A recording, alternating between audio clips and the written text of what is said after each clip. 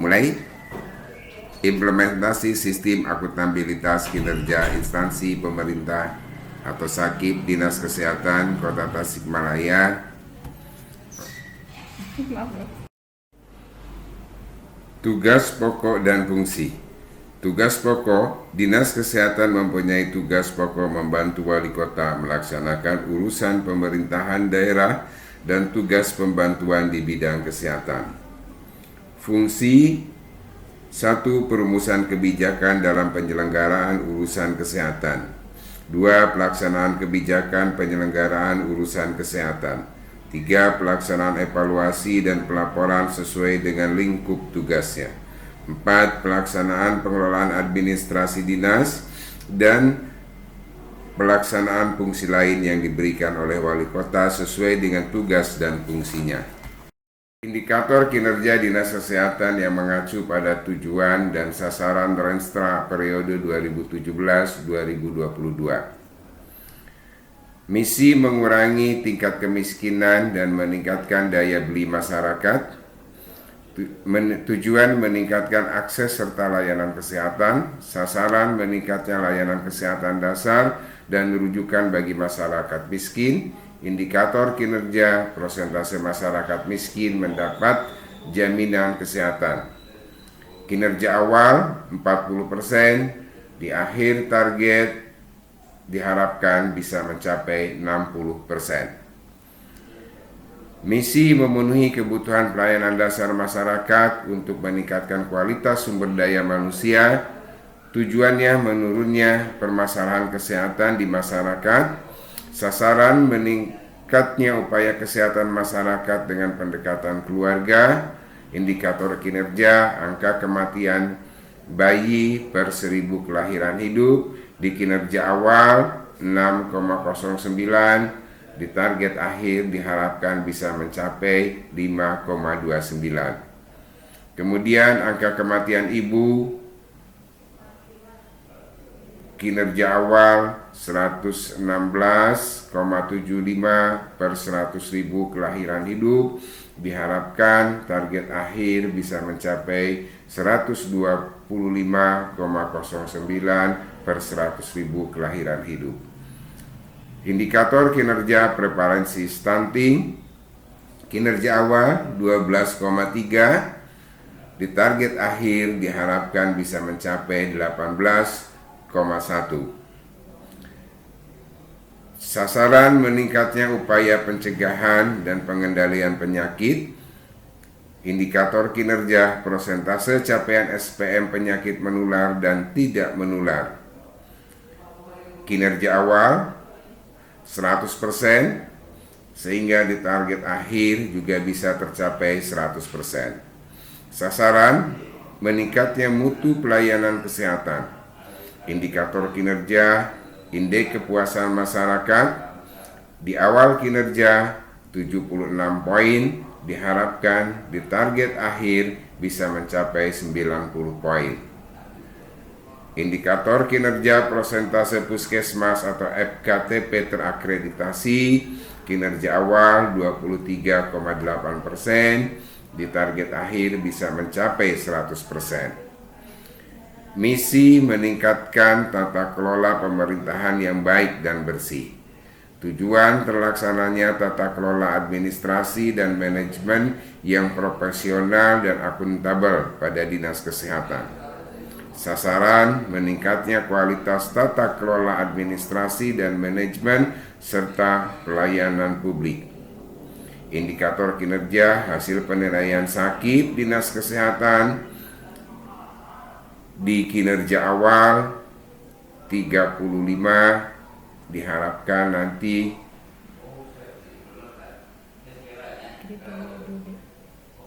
di akhir, kok ini apa beda? Kriteria BB. Di akhir target akhir kita bisa mencapaikan kriteria BB.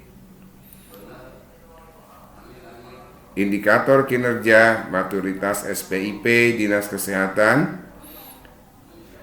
di awal kinerja awal level kita 0, di target akhir diharapkan kita sampai pada level 3. Keterkaitan RPJMD Kota Tasikmalaya tahun 2017-2022. Renstra Dinas Kesehatan 2017-2022. Di dalam RPJMD tertuang meningkatkan tata kelola pemerintahan yang baik dan bersih.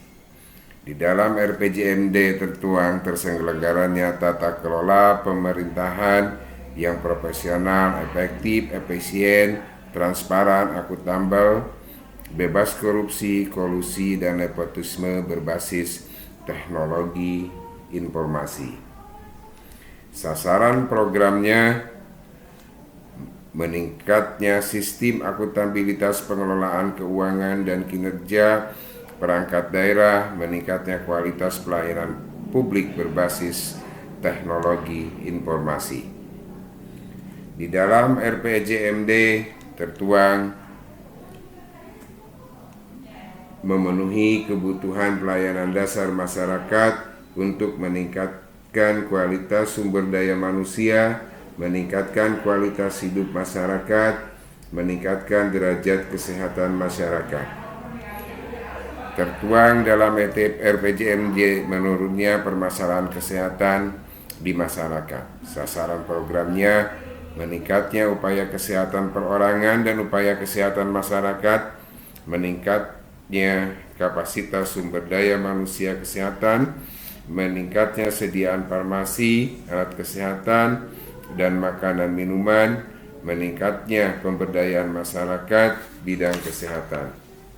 Tergambar jelas keterkaitan RPJMD Kota Tasikmalaya dengan Renstra Dinas Kesehatan yang tampak saling keterkaitan dan berkesinambungan. Tujuan dan sasaran jangka menengah pelayanan Dinas Kesehatan Kota Tasikmalaya tahun 2021-2022. Tujuan terselenggaranya tata kelola pemerintahan yang profesional, efektif, efisien, transparan, akuntabel, bebas korupsi, kolusi, dan nepotisme berbasis teknologi informasi. Sasaran programnya meningkatkan sistem akuntabilitas pengelolaan keuangan dan kinerja perangkat daerah, meningkatnya kualitas pelayanan publik berbasis teknologi informasi. Dengan indikator kinerja, indeks reformasi birokrasi, kondisi awal di tahun 2021B, target akhir Renstra diharapkan tetap dalam kondisi B. Capaian sakit Dinas Kesehatan, kondisi awal, kategorinya 71, target akhir Renstra diharapkan bisa mencapai kategori A atau dengan poin 81. Maturitas SPIP perangkat daerah, kondisi awal di tahun 2021 level 2 sehingga target akhir Renstra bisa mencapai level 3. Nilai evaluasi LPPD pada tahun 2021 3,1 sampai 4 dengan predikat sangat tinggi. Di target akhir Renstra diharapkan bisa mencapai 3,1 sampai dengan 4,0 dengan kriteria sangat tinggi.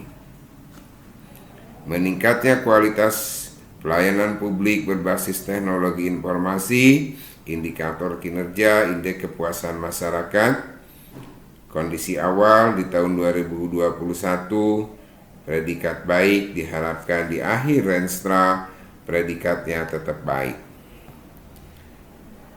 Tujuan menurunnya permasalahan kesehatan di masyarakat.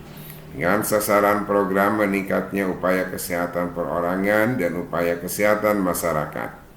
Dengan indikator kinerja usia harapan hidup atau UHH, pada tahun 2021 kondisinya 72,75, di target akhir Renstra bisa mencapai 73,15 tahun.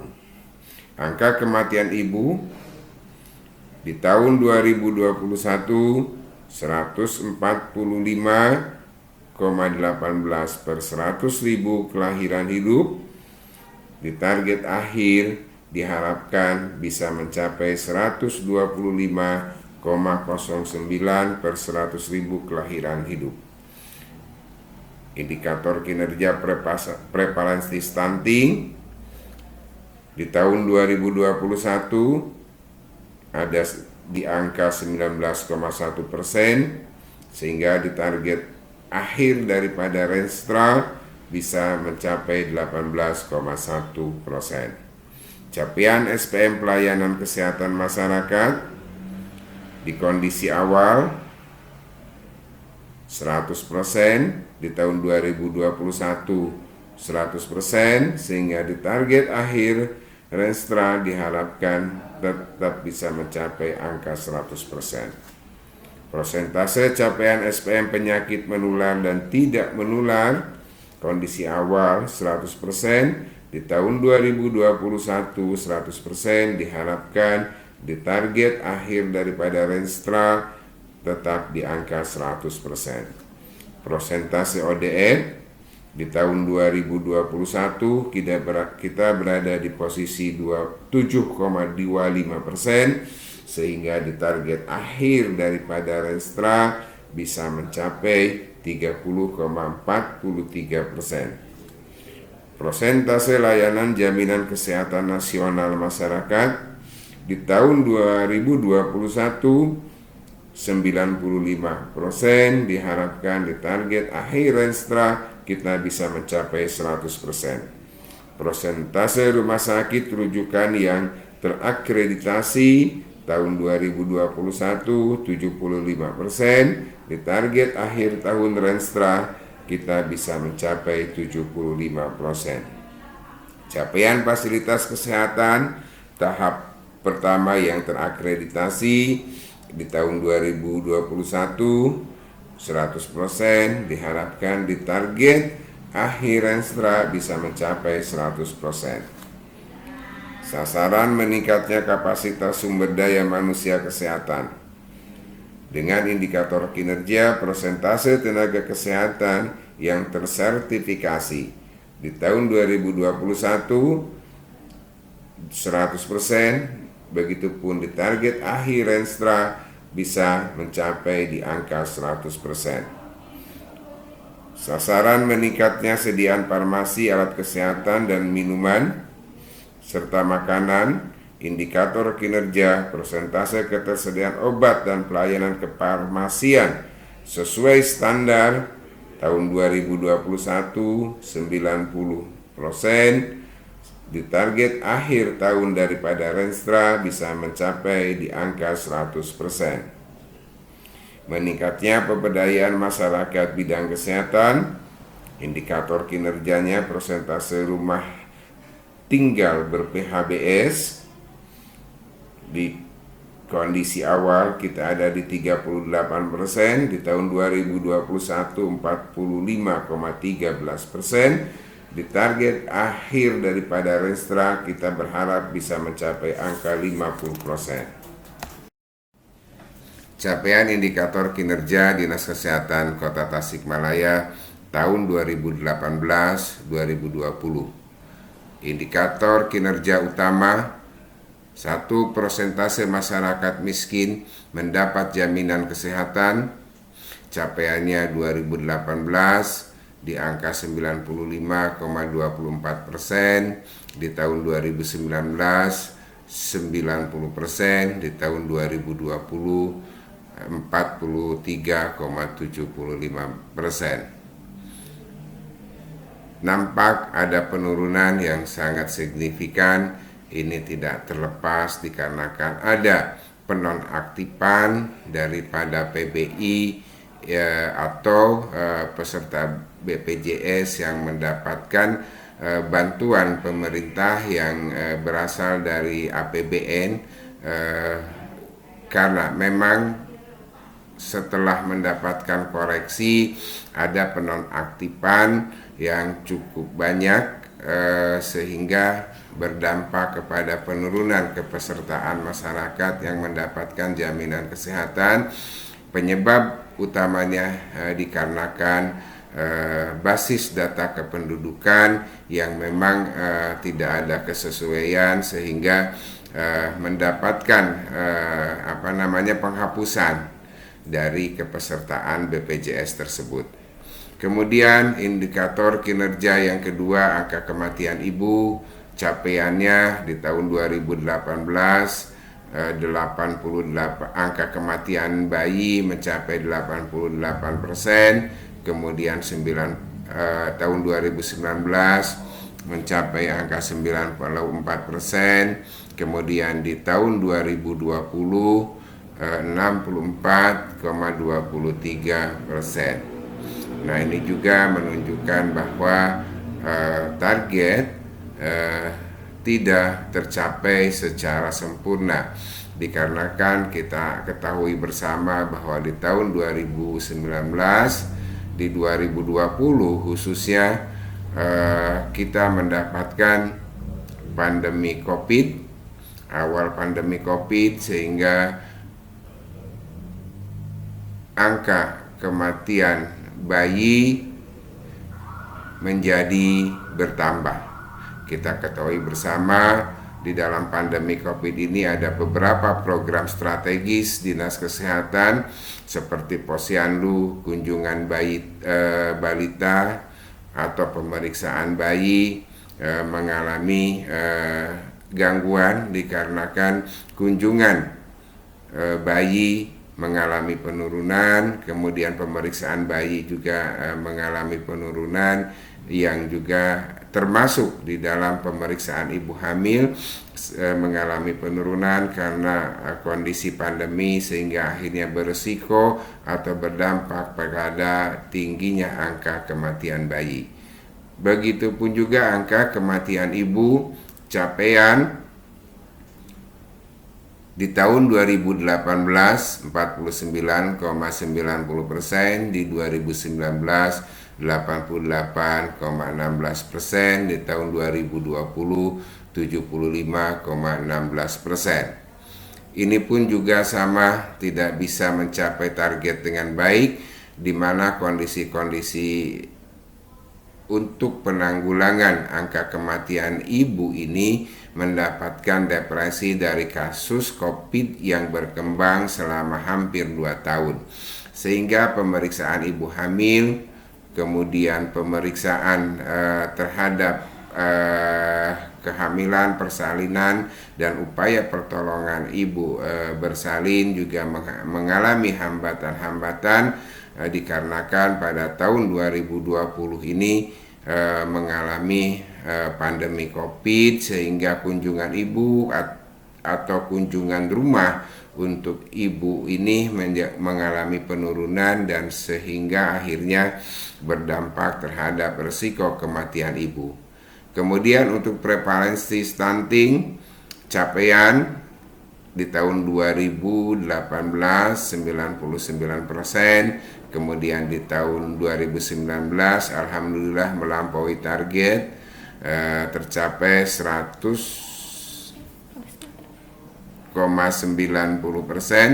kemudian di tahun 2020 mencapai 112,59%. Alhamdulillah untuk penanggulangan stunting, walaupun di tengah pandemi kita melalui program Indonesia Sehat dengan pendekatan keluarga, kunjungan rumah, dan dengan beberapa inovasi yang dilakukan sehingga intervensi terhadap stunting bisa berjalan dengan baik.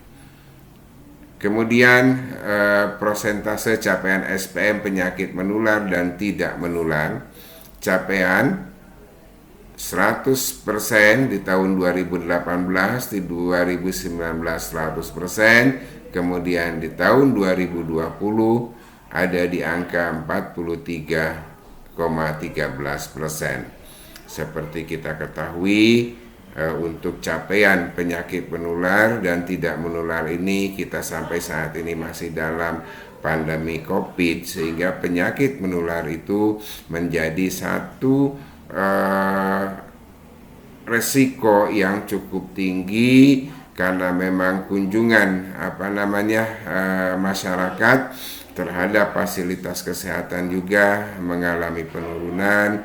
Begitupun juga dengan penyakit tidak menular seperti diabetes atau penyakit kardiovaskuler, juga untuk memeriksakan diri secara teratur di tengah pandemi ini masyarakat juga mengalami penurunan.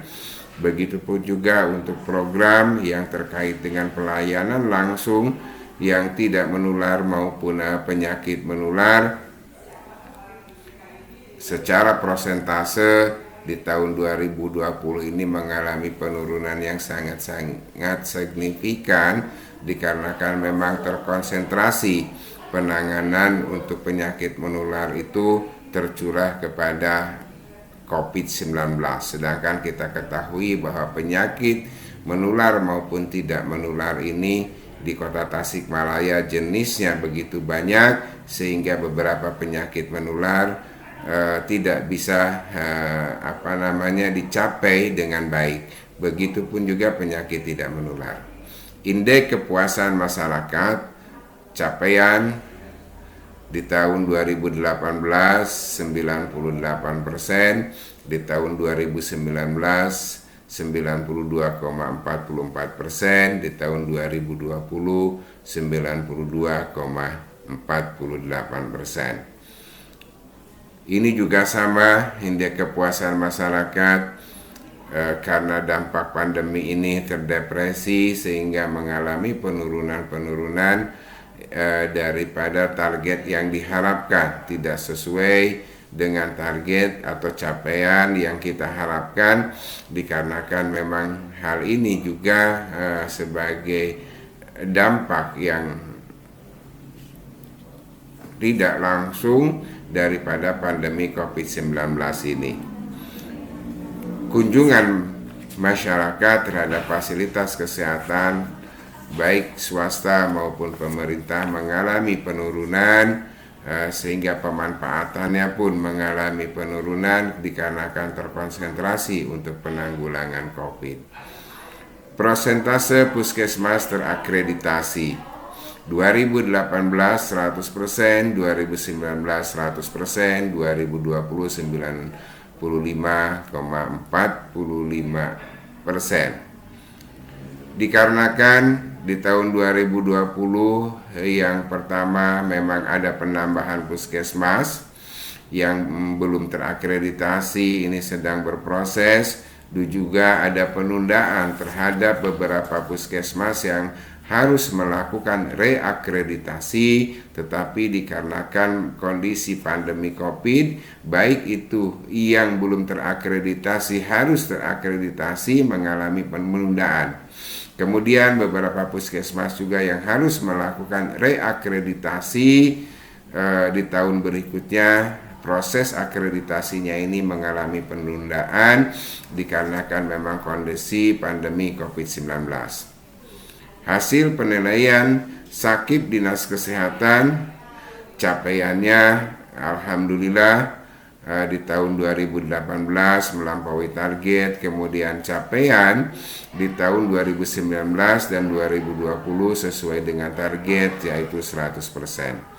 Kemudian juga maturitas SPIP Dinas Kesehatan dari tahun 2018 sampai dengan 2020 sesuai dengan harapan, di mana capaian target sesuai, yaitu ada di tahun 2020 ada di angka 100%. Pagu anggaran dan realisasi tahun 2020, alhamdulillah untuk seluruh program yang terselenggara dan diserap di Dinas Kesehatan, penyerapan pembiayaannya dari data yang ada, dari angka-angka yang muncul, alhamdulillah Dinas Kesehatan daripada anggaran yang ditetapkan dalam Pagu dengan realisasinya bisa melakukan efisiensi, bisa melakukan koreksi terhadap pagu anggaran yang tersedia. Jika dibandingkan dengan realisasi ini, kita bisa melakukan hal-hal yang dibutuhkan terutama dalam mengefisiensikan anggaran.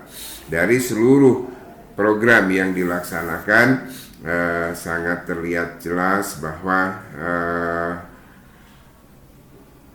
anggaran-anggaran yang dibutuhkan itu terkoreksi dan menunjukkan bahwa kita bisa melakukan efisiensi.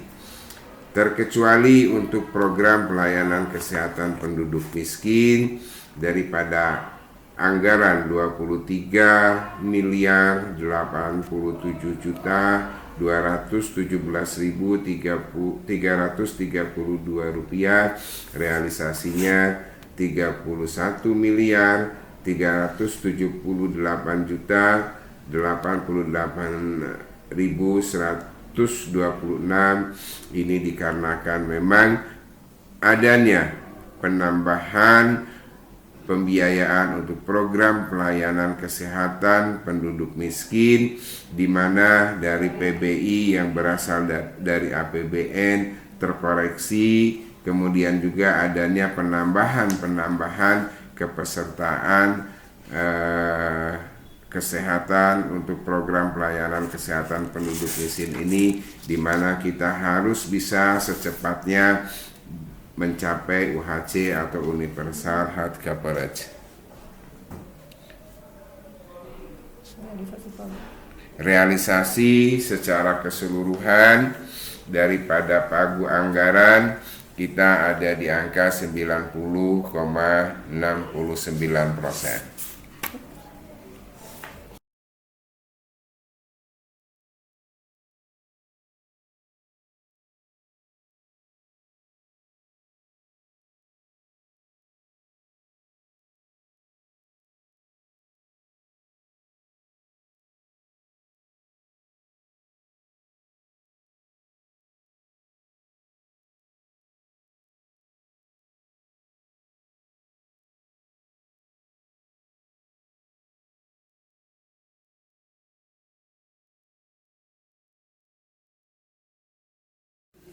Pagu anggaran Dinas Kesehatan untuk tahun 2021.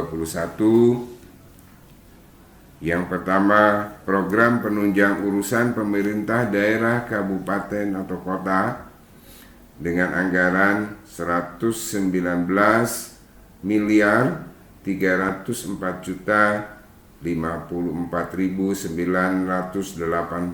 rupiah. Kedua, program pemenuhan upaya kesehatan perorangan dan upaya kesehatan masyarakat, anggaran 221 miliar 463 juta 361.812 rupiah. Tiga, program peningkatan kapasitas sumber daya manusia kesehatan dengan anggaran 263 juta 754.875. Keempat, program sediaan farmasi, alat kesehatan, dan makanan minuman, anggaran 471 juta 50.000 rupiah. Program pemberdayaan masyarakat bidang kesehatan dengan anggaran 1 miliar 312 juta 508.486 dengan total pagu anggaran di tahun 2021 sebanyak 342 miliar 814 juta 730.153 rupiah.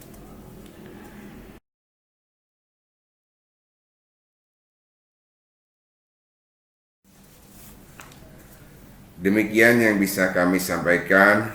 Terima kasih. Mohon maaf atas segala kekurangannya. Wabil taufiq wal hidayah. Wassalamualaikum warahmatullahi wabarakatuh.